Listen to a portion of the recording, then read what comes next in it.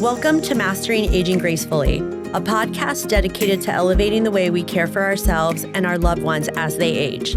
We will bring you the best of the best experts in the senior care industry, heartfelt stories, real experiences, and meaningful solutions that truly matter.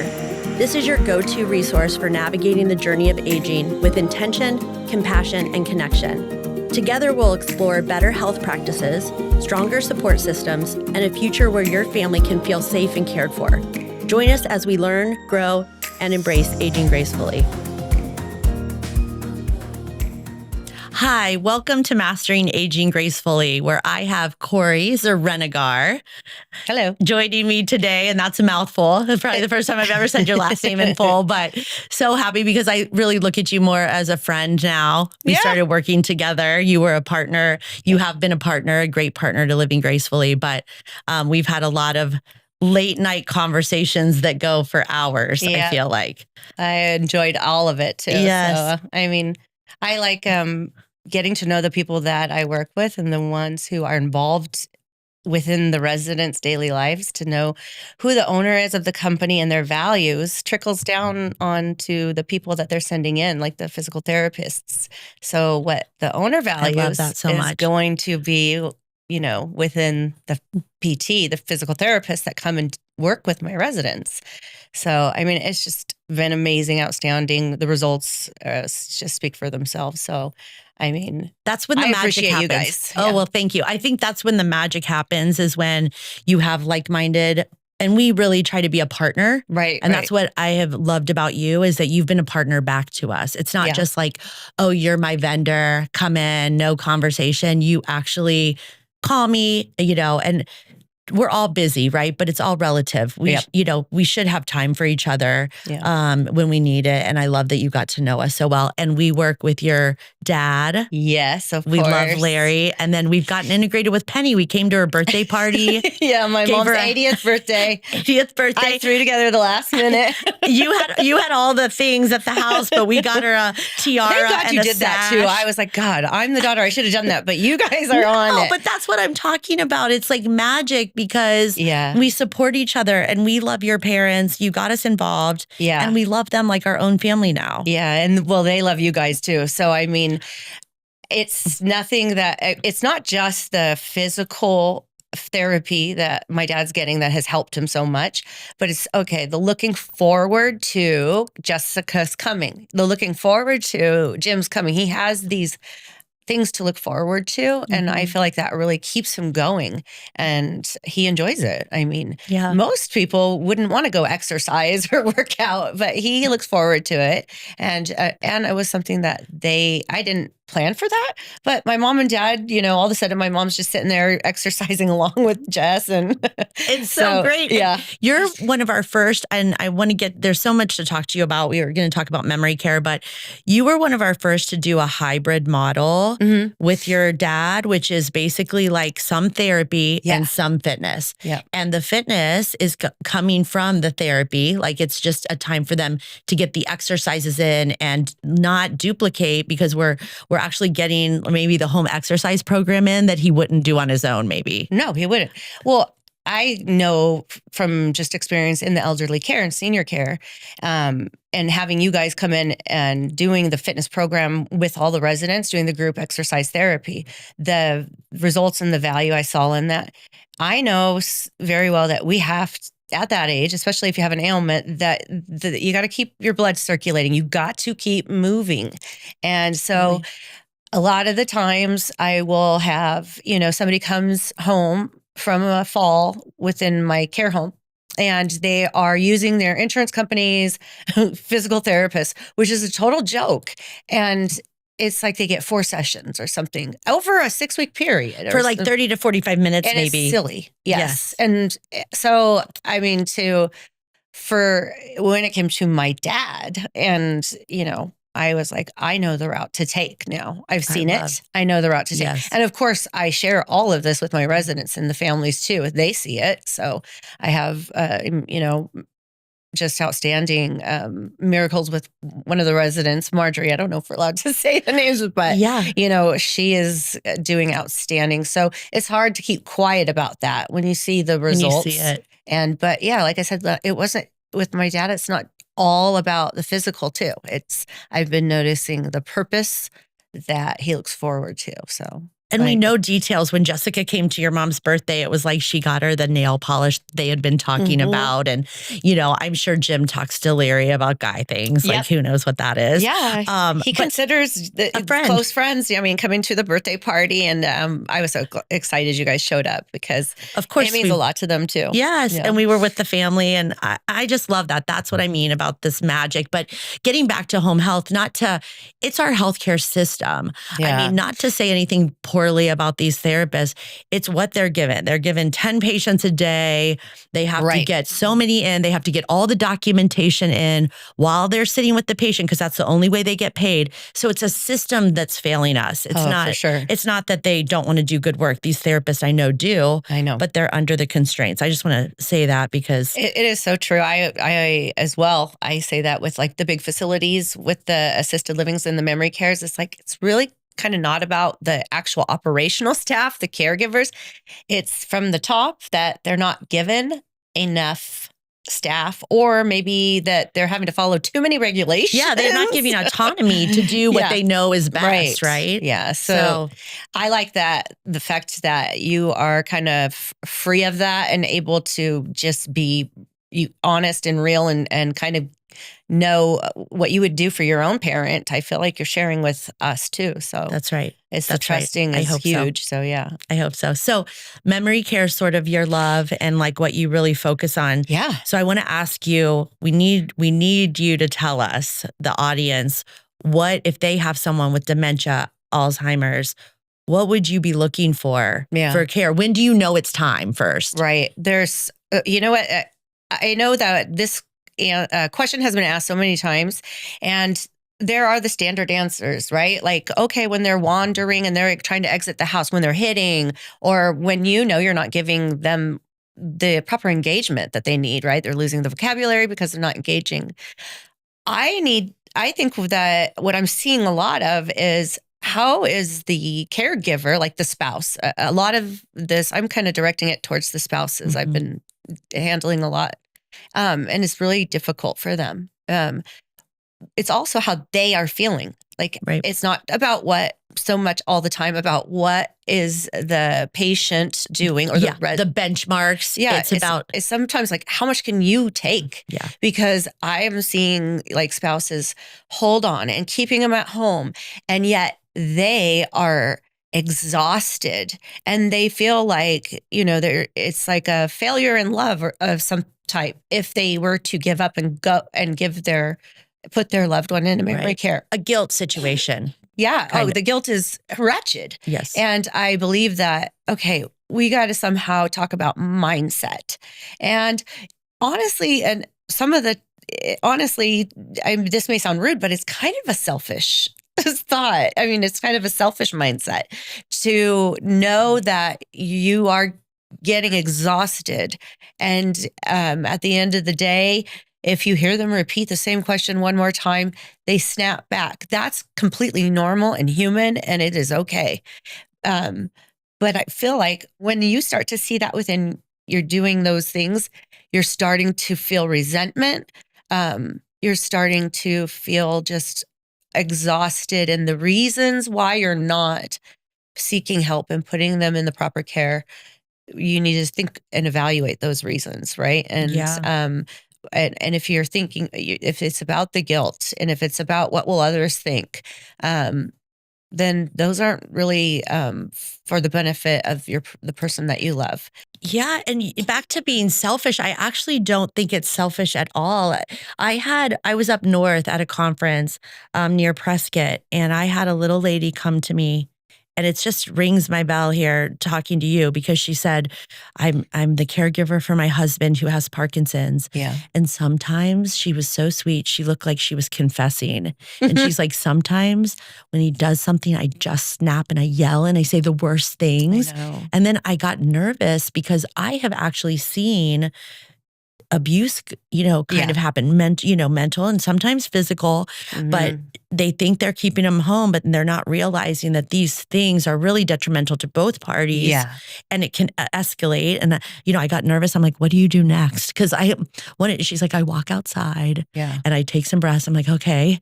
And then you can handle it when you get back in. But I wish I would have had this conversation before I talked to her, because I'd never have thought about that. Yeah. That the signs are very much about the relationship first. Yep. And getting back to being in the relationship, be the wife, be the kid, not the caregiver so much, because, when we're in memory care, in my homes, we have shifts and we get to go home and recoup.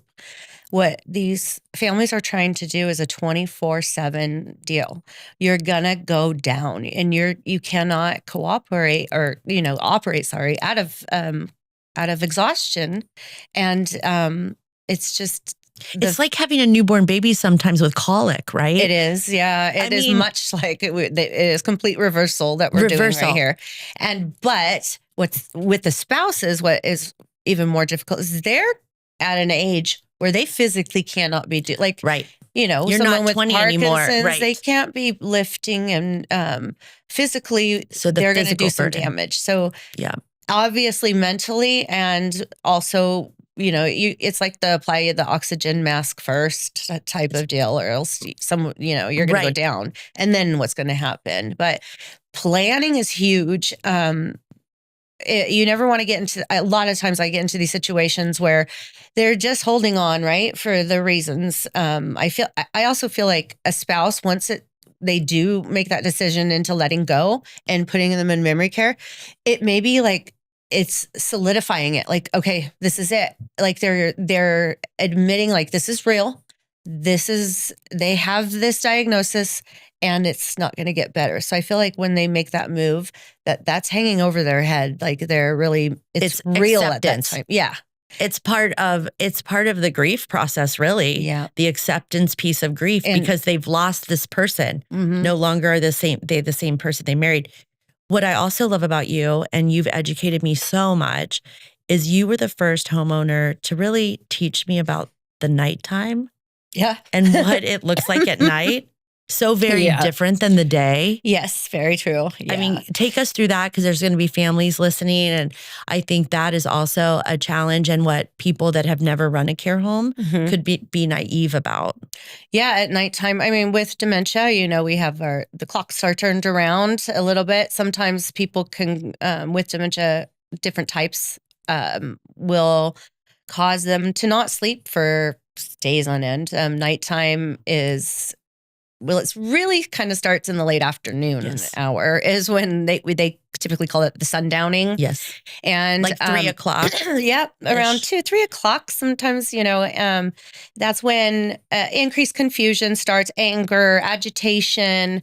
And, that's really when it's time to come together and redirect. That's such a word overused in this industry, because I kind of have to say something for everyone out there who's watching these videos, and they say, this is what you have to do. If they say they're refusing a bath, or it is sundowning time and they're just refusing medication.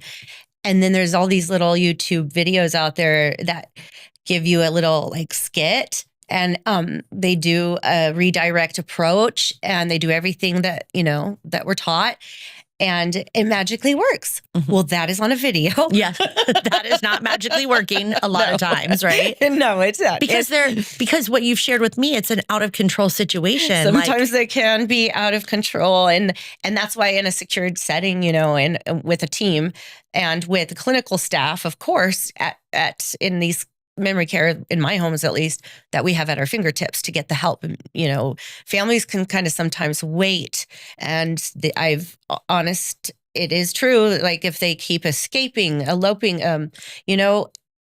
the state will step in. I mean, if they notice that somebody is not being able to be cared for, and they are continuing to get out, and there's helicopter search going, I have couples that has happened to, where the state's stepping in and taking over, or that luckily, we can resolve it when you reach out to the right people at the right time. Right. But planning ahead is key.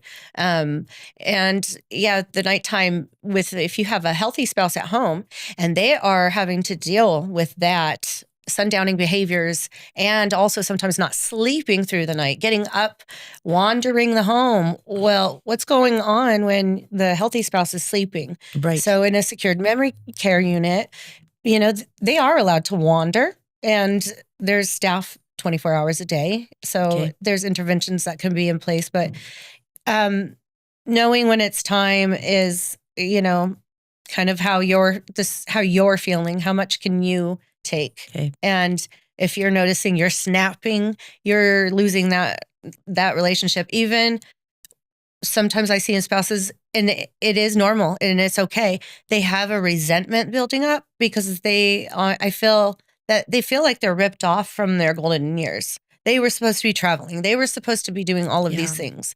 And if the mindset could change and they could open up and really come in and see it's just a different type of life now, right? But there's still amazing moments, and they are still there, and they still have a unique personality, right?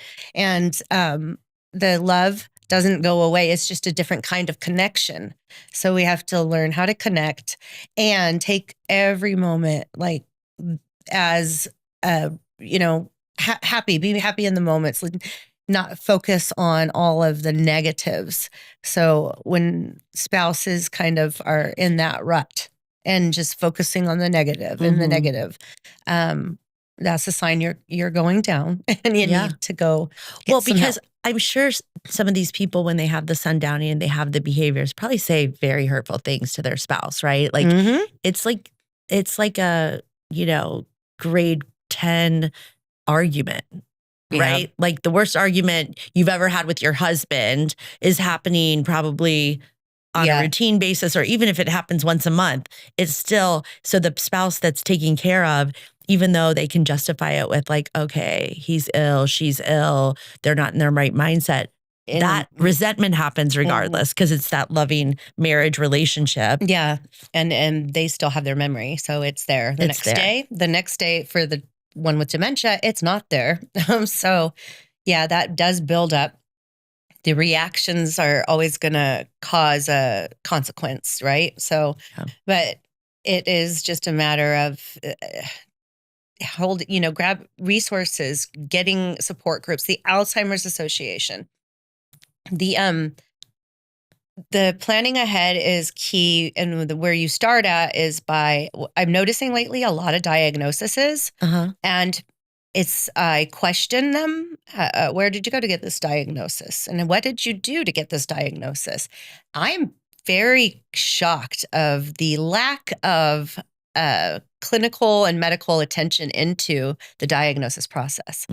So I would encourage everyone to kind of seek out through the Alzheimer's Association.org, go on that website and find the specialists and make sure that you've gone through every diagnostic testing that the professional in dementia has available to them, because sometimes that I wonder if there was an issue that could have been resolved if it were caught early, and like a thyroid dementia or something. Okay. So, or something off balance that's causing them to do this versus an actual dementia is an easy thing to do. It's a cognitive impairment. It's easy thing to give a label to. Diagnosis. It sounds like it seems to me more and more they're just, handing it out. I get a lot of times when my residents are coming as unspecified dementia. Well, that kind of makes it, I can kind of tell actually from just experience in the years I've been doing it, what kind of type they are, Lewy bodies, or if they're having frontal temporal lobe, or if that's Alzheimer's.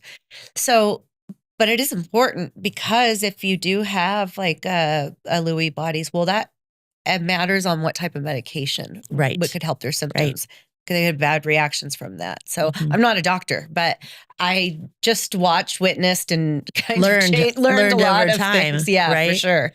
But so what are for families that are looking, they've Yeah. decided this is the time. Yeah. What would you be asking a care home or a community? So, one, I would say, you want to find the fit of a community or a residential setting is my preference, because I actually helped and open and manage memory cares in the large facilities, and I wouldn't put my parents in there. Yeah. I mean, I'm some of them are great, but there's a big problem with staff turnover, and having the same staff is really important. It's so key. Yeah. I mean, think about that. We talk about Larry, your dad, and Jim and Jessica that go see him. And if we had turnover, that was one of the biggest things, I'm proud of our pay scale. I think we do a good job but it's that was the key, is like turnover for these people. You might as well just not have anyone because they need that consistency. They need to know that person, they get comfortable. They do. I'm passionate about that. And he wouldn't look forward to it. My dad wouldn't look forward to it if we just switched it up all the time. Just a random person. Yeah. So, and he trusts. Right. Oh, my dad doesn't trust anyone. So, yeah. I mean, and that kind of goes with a lot of my elderlies that I care for. That trust has to be developed, right? Yep. So if you're having a constant changeover in staff, that's an issue. Plus, it's memory care. So it's really important to kind of have facial recognition if they can do that. Yes. I ask to me, I'm huge on activities because the brain has to keep going. And so you want to stimulate that cognition and engage the senses and the physical, like I said, with the circulating the body, right? So all care homes are regulated by the Arizona Department of Health. Well, there is a regulation that says we have to have an activities calendar and it needs to be posted. What I've noticed through the years is that these owners will just simply put a calendar up. And so I say, ask the care home owners, who is the third-party vendors that are coming in to do your activities? Because I'm telling you right now that those caregivers do not have time to be doing the activities and or do them well. And, they can say, "Oh, check a box, maybe." Right? Yeah, and but they're going to turn on a YouTube video and I guarantee you, they will turn on a YouTube video of an exercise program. And again, my residents look forward to the therapists that come into my home, and they'll run out there specifically because of the personality that they bring and that they share, that your therapist's positive energy that comes into the home. I get all the time people coming into my home saying that they feel it. They feel positive because of you guys being there, watching the residents move, being active, is creative, using fun tools, toys, balls, colorful stuff. And the residents enjoy it. And they're also enjoying working out. So that's great for me. Plus, it is helpful for us to have our residents stay healthy like this. Yes. Well, and isolation is real. And let's be honest, even in a home where they're living with other people, someone can really still feel very isolated. Oh, yeah.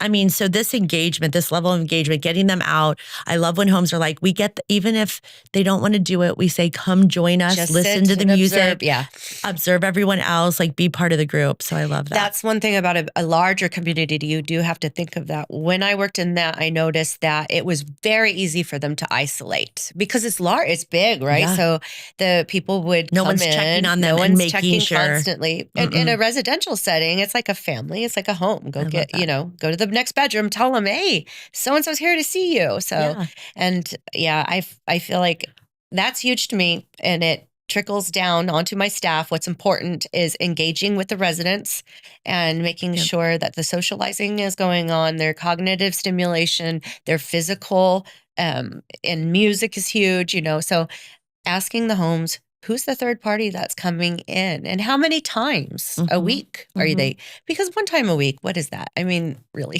True. There's 24 hours in a day. And I agree. Some people are like, what do you recommend for therapy? I'm like, even if we did it every day, it's 5 hours a week. Yeah. If you look at it that way. So, it is true. And I know you get that. And well, I like the integrating, going back to my dad, integrating the physical therapy with Jim And then the filling in the gaps with the Fitness. with the exercise. Uh-huh. So I don't know if I'm supposed to say their names. No, it's fine. They'll love the shout out. They'll love the shout out. Yeah. But you do truly have like a model that is like every day something's going on. I think at one point, I think we are in your homes every day of the week. And I love that. And you appreciate us. And I know we appreciate the partnership. So thank you for being here. Thank you. Oh my gosh. It's made a big difference in our home. So thanks, Kori. Yeah. Okay. And thanks for joining us on Mastering Aging Gracefully. Have a great day.